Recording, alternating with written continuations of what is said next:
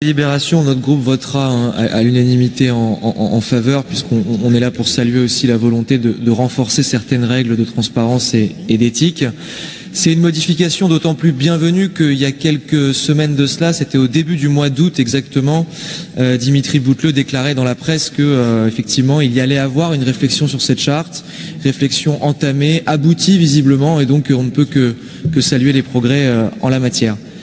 À l'époque, Monsieur Bouteloup, quand vous étiez interrogé sur le sujet, vous répondiez en réalité aux inquiétudes qui étaient celles de notre groupe, qui avaient été évoquées à l'époque par Fabien Robert, qui est absent aujourd'hui, et qui s'interrogeait sur l'origine d'un don accordé à l'Opéra de Bordeaux, en l'occurrence un don de 2 millions d'euros par une généreuse donatrice milliardaire qui avait été citée dans les Panama Papers.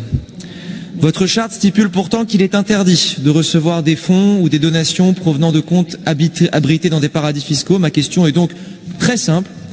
Elle s'adresse à vous, monsieur le maire.